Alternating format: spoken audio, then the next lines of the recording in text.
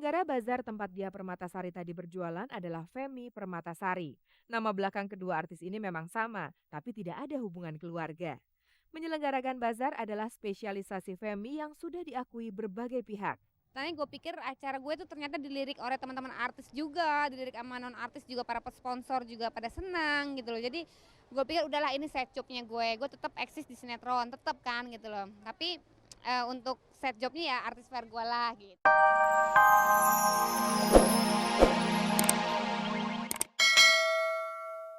Pemirsa, ini dia Ulfa Dwiyanti yang bersuamikan Klaas Poel, warga negara Belanda. Kepada Ulfa, Edwin dan Jody ingin tahu apakah suami Ulfa punya kesulitan di Indonesia. Gue nanya, si Paul tuh ada visa kerja nggak sini? Dia kakak kerja di sini, siapa yang kerja di sini? Jadi lu yang kerja selama ini? Saya kerja Pak, maaf Pak. Selama ini saya bekerja di dunia entertain. Lu ada visa nggak? Saya ada Visa untuk suami orang asing? ada visa Ambon. Goblok, goblok. Gila lo. Iya saya punya visa. Enak nggak bisanya dia? Enak. Klaas Poel memang tidak bekerja di Indonesia. Ia secara rutin datang dengan menggunakan visa turis untuk menengok Ulfa istrinya. Dan berbicara mengenai visa, Ulfa merasa gembira karena ia sekarang bebas bepergian ke Eropa karena bersuamikan orang Eropa. Gue punya pengalaman justru dengan gue married sama Itu Bule. Saya ke Inggris itu bebas. Bebas visa dan visanya ngirit gue bayarnya. Bayarnya ngirit. Karena satu gue terjamin sama suami gue. Maksudnya gini, Sponsor. ada sponsor. Ulfa berbicara tentang Eropa. Berikut ini ia akan berbicara tentang Indonesia, mengenai kemungkinan suaminya menjadi WNI. Ntar dulu, gue cuma satu pertanyaan. Bisakah dia dengan pindahnya ke WNI? Dijamin? Terus lu kalau pindah ke sana Dijamin semuanya. Diberikan kelancaran, diberikan segala kemudahan. nah kalau lu pindah jadi warga negara Belanda jadi kerja apa? Janganlah, saya sudah punya penuh nasionalisme yang tinggi.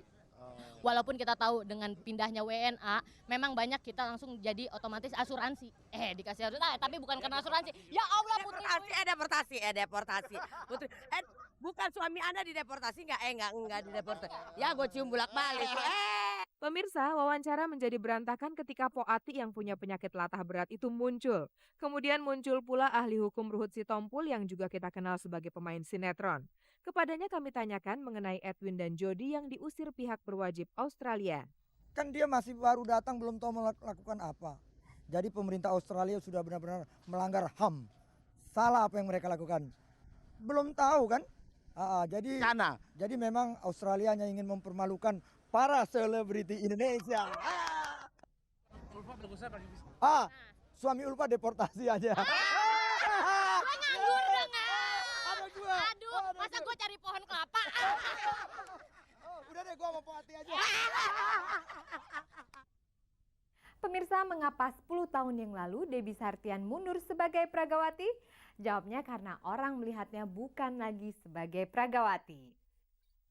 Pemirsa, ini adalah cerita seorang Pragawati yang pelan-pelan mulai tahun 90 mengundurkan diri dari catwalk. Dia adalah Debbie Sahertian.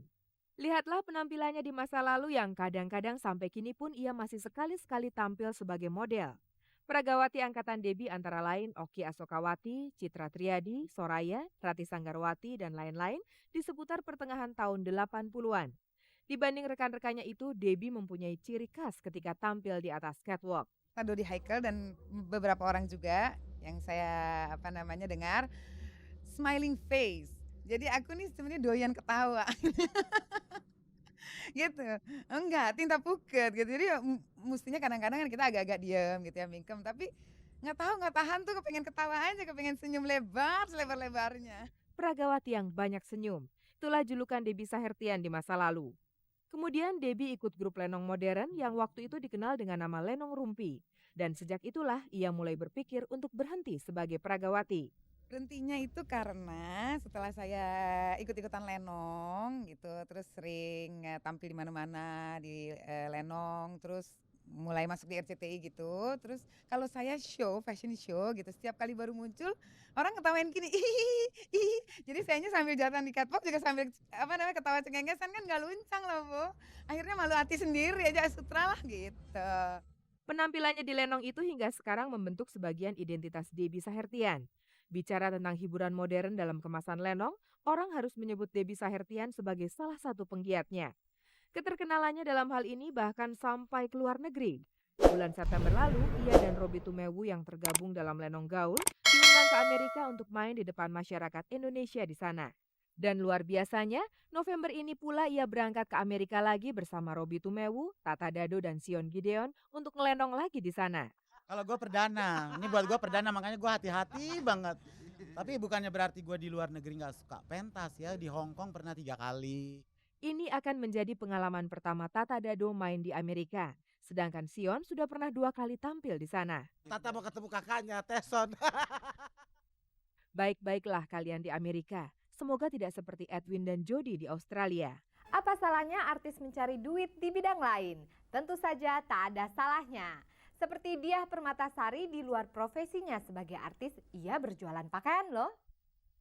Diah Permatasari berjualan pakaian. Terakhir kami jumpai beberapa waktu lalu di sebuah bazar artis yang diselenggarakan di sebuah mall di Jakarta Barat. Kebetulan saya memang menyukai dunia fashion karena saya juga suka berdandan dan mendandanin orang. Jadi nggak ada salahnya kemudian saya jualan baju gitu. Seluruh baju yang dijualnya ini impor dari berbagai negara.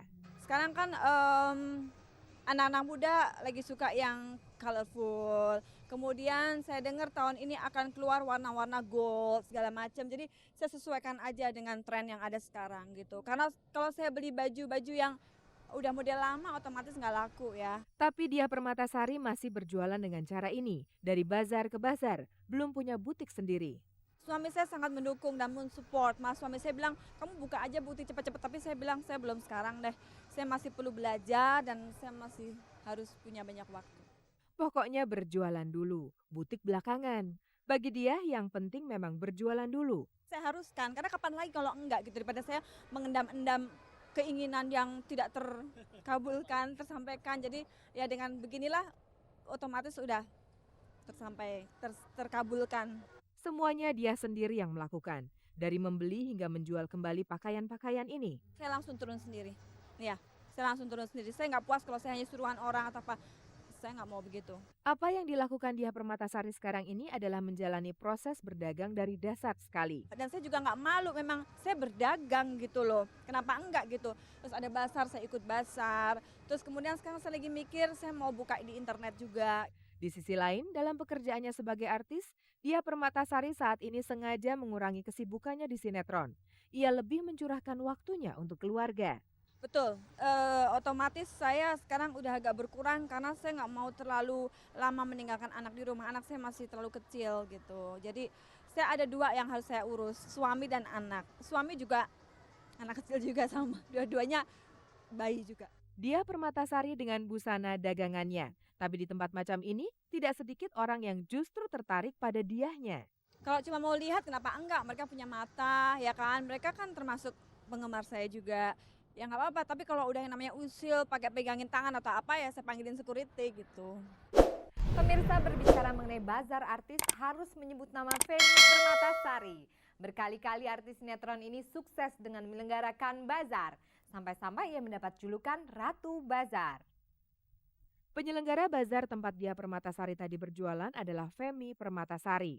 Nama belakang kedua artis ini memang sama, tapi tidak ada hubungan keluarga. Menyelenggarakan bazar adalah spesialisasi Femi yang sudah diakui berbagai pihak. Tadi gue pikir acara gue tuh ternyata dilirik oleh teman-teman artis juga, dilirik sama non artis juga, para sponsor juga pada senang gitu loh. Jadi gue pikir udahlah ini set jobnya gue tetap eksis di sinetron, tetap kan gitu loh. Tapi untuk set jobnya ya artis fair gue lah gitu. Jaga-jaga, siapa nanti gue nggak laku kan gue ada kerjaan gitu. Entah mana yang lebih banyak mendatangkan duit, main sinetron atau menyelenggarakan bazar. Kalau menguntungkan pasti ya menguntungkan ya kalau nilainya aku bilang sih sedang nggak kecil banget, nggak gede banget, cukup makan aja gitu. Ya udah pasti menguntungkan. Kalau nggak menguntungkan masa Ike mau kerja gratis. Femi adalah penyelenggara bazar yang sangat berpengalaman, sampai-sampai ia mendapat julukan Ratu Bazar.